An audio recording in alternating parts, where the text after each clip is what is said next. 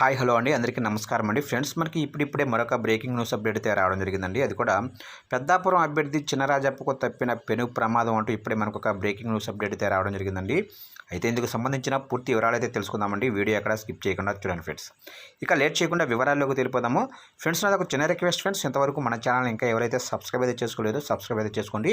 ఇలాంటి ముఖ్యమైన అప్డేట్స్ ఎప్పటికప్పుడు మీకు తెలియజేస్తూ ఉంటాను. ఇక లేట్ చేయకుండా టాపిక్లోకి తెలిపోదాము. ఇక్కడ అయితే చూడండి ఫ్రెండ్స్, పెద్దాపురం టీడీపీ అభ్యర్థి మాజీ హోంమంత్రి చినరాజప్ప కారు ప్రమాదానికి గురైంది. టీడీపీ జనసేన పొత్తులో భాగంగా ఇరు పార్టీల తరపున ఎన్నికల్లో పోటీ చేసే అభ్యర్థులను ప్రకటించిన విషయం తెలిసిందే. ఈ నేపథ్యంలోనే పెద్దాపురం సీటు టీడీపీ నుంచి చినరాజప్పకు కేటాయించారు. ఈ సందర్భంగా జే తిమ్మాపురంలో తన అభిమానులతో పార్టీ కార్యకర్తలతో కలిసి ర్యాలీగా బయలుదేరారు. అదే సమయంలో రోడ్డుపై ఓ వ్యక్తి అకస్మాత్తుగా కారుకు అడ్డు రావడంతో అతడిని తప్పించబోయి అదుపు తప్పిన కారు డివైడర్ పైకి దూసుకు వెళ్ళింది. ఈ ప్రమాదంలో చినరాజప్ప సహా ఎవరికీ ఎలాంటి గాయాలు కాకపోవడంతో అంతా ఊపిరి పీల్చుకున్నారు. కారు స్వల్పంగా దెబ్బతిన్నది. ఆయన తిరిగి అదే కారులో వెళ్ళిపోయారు.